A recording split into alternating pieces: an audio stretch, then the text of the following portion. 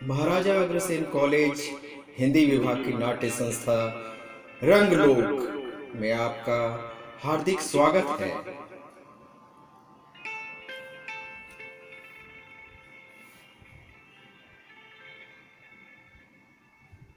नमस्कार।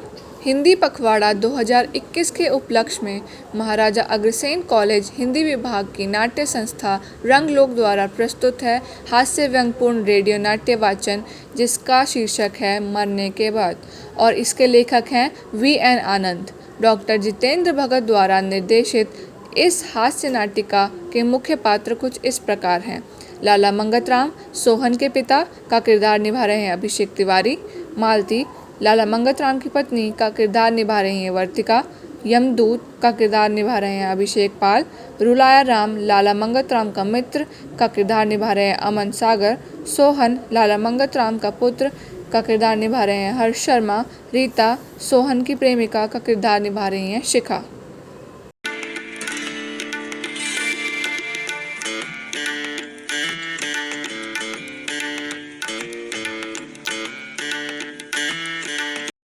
सोहन की माँ कहाँ हो? आए है, क्यों चिल्ला रहे हो? रसोई में हो, रसोई में। कोई काम भी कर दोगे या चिल्लाते ही रहोगे? ये तो तुम कब से कह रही हो कि तुम रसोई में हो, लेकिन तुमने खाना तो अभी दिया ही नहीं और यहाँ भूख जोरों से लग रही है। आए है, तुम नौकरी से क्या रिटायर हुए? तुम तो दिमाग से भी रिटायर हो गए। शाम को 6 बजते ही खाने के लिए चिल्लाना शुरू कर देते हो। देखो देखो सोहन की माँ, जब नौकरी में था ना मैं, तब भी मेरी आदत यही थी और अब भी मेरी आदत यही है। मैं कोई काम पेंडिंग में नहीं छोड़ता। फिर कुछ ख्याल करो, मैं रिटायर्ड सही, बुढ़ा सही, लेकिन हूँ तो तुम्हारा पति। तुम्हारा फर्ज बनता है मेरी सेवा किया करो। अच्छा, तो मैं तुम्हारी सेवा करूं? You are most welcome. तुम्हारे लिए ऑमलेट बनाऊं? ऑमलेट ले आओ 1-2 प्लेट। तुम्हारे लिए चाट बनाऊं? चाट व्हाई नॉट। हाँ, ये मूंग और मसूर की दाल। ऑमलेट, चाट और मसूर की दाल, ये सारी चीजें नमकीन, मीठा कुछ भी नहीं। तुम्हें शर्म नहीं आती? सारा दिन बेकार खाट पर पड़े ऐंठते रहते हो, न काम न धाम, और हर वक्त तुम्हें खाने को चाहिए। हे भगवान, ऐसी भी कोई औरत होगी दुनिया में जो अपने पति को खाने पीने से टोके। आए है, मैं कब रोकती हूँ तुम्हें खाने से? खाओ, खूब खाओ, घर में टकसाल जो लगी है रुपयों की। अरे भाग्यवान, जरा आहिस्ता बोल, आहिस्ता। चिल्ला चिल्ला कर अड़ोसियों पड़ोसियों की नजरों में जलील तो ना कर। ना जाने मेरा तुझसे छुटकारा कब होगा। हे भगवान, कृपा निधान कर कल्याण, या तो मेरे ले प्राण या भगवान से प्रार्थना कर रहा हूँ, उसमें भी खलल डाल रही है। क्यों तुम्हें समझ नहीं आता? इतने गुस्से में क्यों बोल रही हो सोहन की माँ? मेरे हाथ पांव फूलने लगते हैं। प्रार्थना मैं खाक करूंगा। हे भगवान, कृपा निधान कर कल्याण, या तो मेरे ले प्राण और या और या मेरे ही ले प्राण। अब तो खुश हो तुम?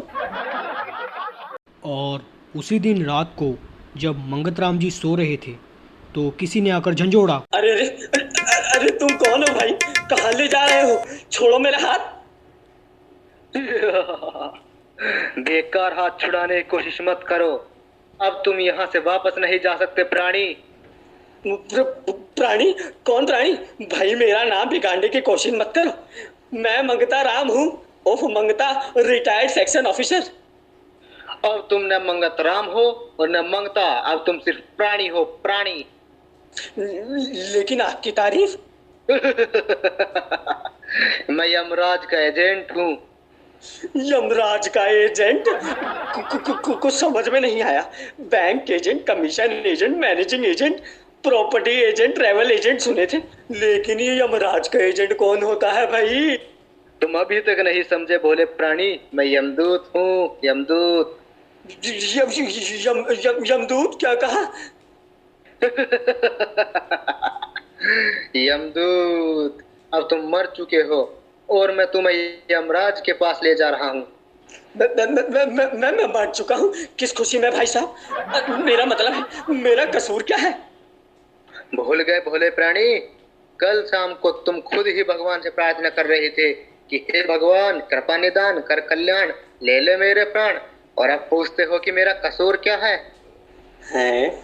वो प्रार्थना?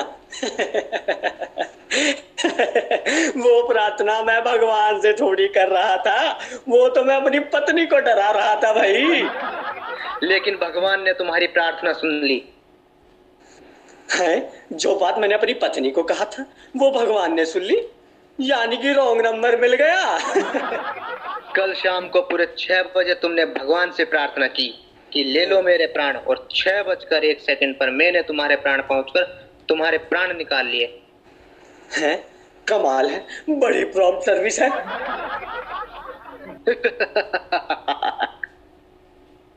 नहीं नहीं, मेरी एक बात सुनो यमदूत, तुम यमराज की नौकरी छोड़कर क्या फायर ब्रिगेड की नौकरी ज्वाइन करोगे?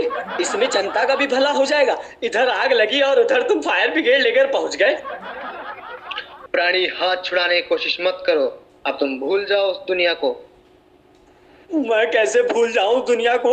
वहां मेरी पत्नी है, जब तुम मुझे लेके चले थे तब वो मेरे लिए पराठे बना रही थी। वो बेचारी वहां बैठे मेरा इंतजार कर रही होगी, जब तक मैं खाना नहीं खाऊंगा वो भी नहीं खाएगी। संसार छोड़, तुम भी अजीब तरह के इंसान हो। शरीर छोड़ दिया, संसार छोड़ दिया, लेकिन तुम्हारे खाने का लालच नहीं छूटा। मिस्टर यमदूत, काश कि तुमने मेरी पत्नी के हाथ का खाना खाया होता। आय हाय हाय हाय हाय, छोटी छोटी मुलायम मुलायम भिंडियों की सब्जी, काले काले चमकदार बैंगनों का भरता, उड़द की दाल और उसमें देसी घी का तड़का। खामोश लालची इंसान, चलो मेरे साथ, अब उस दुनिया से बहुत दूर आ चुके हो। महाराज, इतना भी जुल्म ना करो मुझ पर। तुमने खुद ही तो प्रार्थना की थी कि ले लो मेरे प्राण। अरे कई बार कह चुका हूं भाई कि मैंने अपनी पत्नी से मजाक किया था। तुम आसमान में रहने वाले लोग क्या जानो, हम आदमियों को अपनी पत्नियों को डराने के लिए क्या क्या पापड़ बेलने पड़ते हैं। अब मैं यकीन दिलाता हूँ महाराज कि अब मैं गलती कभी नहीं करूंगा। कान पकड़ता हूँ, अब मैं मरने का कभी भी नाम नहीं लूंगा। एक बार मुझे वापस भेज दो उस दुनिया में। मेरी पत्नी, मेरा लड़का, मेरा रिश्तेदार और मेरे दोस्त सब मेरे लिए रो रहे हैं। लेकिन अब तुम्हारे पास वापस जाने का कोई फायदा नहीं। क्यों महाराज? क्योंकि तुम्हारे रिश्तेदार और तुम्हारे दोस्त तुम्हारे शरीर का संस्कार कर चुके हैं। हैं? अगर तुम फिर शरीर धारण करके उस दुनिया में वापस पहुंचोगे तो लोग तुम्हें भूत समझेंगे। भूत? लेकिन कोई तो उपाय होगा। सिर्फ एक तरीका हो सकता है प्राणी। क्या? पहले सिर्फ तुम्हारी आत्मा वहां जाएगी, यानी कि लोग तुम्हारी बात को सुन सकेंगे, लेकिन वो तुम्हें देख नहीं सकेंगे। अब तुम अपनी आवाज से आहिस्ता आहिस्ता जब लोगों को यकीन दिला दोगे कि तुम मरे नहीं जिंदा हो, तो फिर तुम्हें शरीर भी मिल जाएगा। मुझे मंजूर है महाराज, मुझे ले चलो वापस उस दुनिया में जहां मेरी पत्नी है, मेरा लड़का है, मेरे रिश्तेदार हैं और दोस्त हैं। वो मेरी आवाज सुनेंगे, मारे खुशी के नाच उठेंगे। तो चलो वापस उस दुनिया में। देखो प्राणी, तुम अब इस दुनिया में वापस आ गए हो। हाँ वही मोहल्ला है। अब तुम प्राणी नहीं हो, अब तुम फिर मंगत राम और मंगता हो। जी हाँ महाराज, और वो देखिए मेरा जिगरी यार रुलाया राम भाषण देने के लिए खड़ा हो रहा है। भाइयों और बहनों, जैसे कि आप लोग जानते हैं, आज हम लाला मंगत राम की मौत पर शोक प्रकट करने के लिए इकट्ठे हुए हैं। लाला मंगत राम का रोता हुआ चेहरा जब भी हमारे सामने आता है हमें हंसी आ जाती है। रुकिए साहिबान, रुकिए। जो तालियां आपने बजाई हैं उन्हें कैंसल कर दीजिए। मैं गलत बोल गया। मेरा मतलब है, जब लाला मंगत राम का हंसता हुआ चेहरा हमारे सामने आता है तो हमें रोना आ जाता है। तुम हमको रोने के लिए छोड़ गए मंगत राम। महाराज, महाराज, मेरा ख्याल है मैं अपने आप को जाहिर कर दूं कि मैं जिंदा हूँ। चूको मत मंगत राम, यही मौका है। अपने दोस्त रुलिया राम को, अपने दोस्त रुलिया राम को और न रुलाओ मंगत राम। तुम कहाँ हो मंगत राम? मैं यहाँ हूँ रुलाया राम। है ये कौन है बेवकूफ जो बीच में बोल रहा है? हाँ, तो मैं कह रहा था, लाला मंगत राम की जितनी भी तारीफ की जाए कम है। सूझबूझ वाले इंसान थे, वो मोकत सरास थे। वो जानते थे कि किस वक्त कौन सी बात कहनी है। रुलाया राम। अरे ये कौन बदतमीज है जो फिर बीच में बोल रहा है? मैं मंगत राम बोल रहा हूँ। मंगत राम? हाँ, रुलाया राम, जिसकी याद में तुम ये मातमी जलसा कर रहे हो। हमें बेवकूफ बनाने की कोशिश मत करो और खामोश हो जाओ। हाँ तो साहिबान, आज मंगत राम हमारे बीच में नहीं, लेकिन उनकी याद हमेशा हमेशा हमारे दिल में रहेंगी। काश कि वो आज जिंदा होते और अपनी आंखों से देखते कि हम किस शान से उनका मातमी जलसा कर रहे हैं। रुलाया राम, अगर तुम चाहो तो मैं सच में तुम्हारे सामने आ सकता हूँ। ओहो, तुम सामने आओ तो सही। एक बार तुम मेरे हाथ में आ गए तो मैं तुम्हारी हड्डी पसली बराबर कर दूंगा। कमबख्त मातमी जलसे में भी खलल डालता है। मंगत राम, अब चलो यहाँ से, तुम्हें यहाँ कोई नहीं पहचानेगा। हाँ हाँ महाराज, मेरे घर ले चलो महाराज। वो देखिए महाराज, सोहन मेरा बेटा मेरी याद में किस तरह रो रहा है।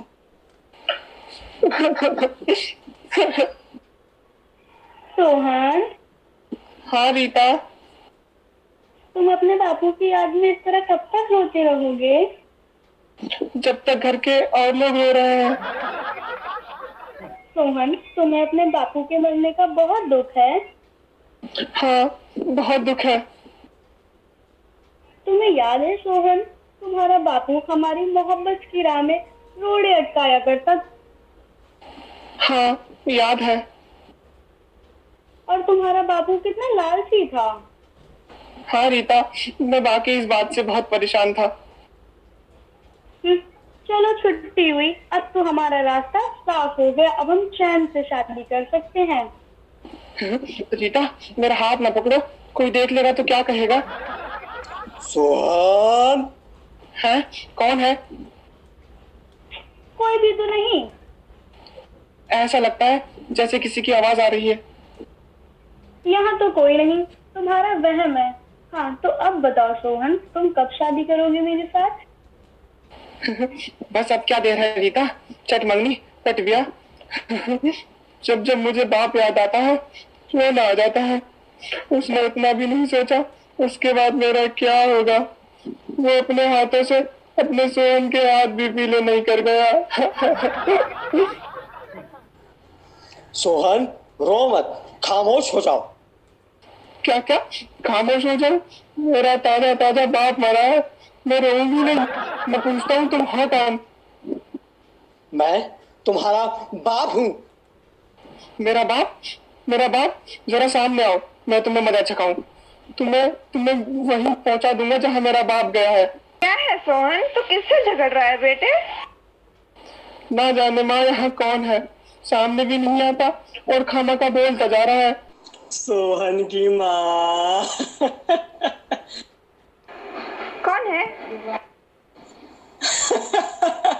सोहन की माँ। फिटे मुंह, हमारे घर में मातम हो रहा है और तुम हे कर रहे हो। शर्म नहीं आती तुम्हें? कौन हो तुम? मैं हूँ, मेरा मतलब मैं हूँ मंगता। मंगता? हाँ हाँ सोहन की माँ। अरे ये कोई वक्त है मांगने का?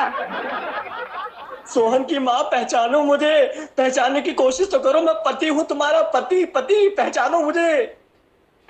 अरे है ये कैसे?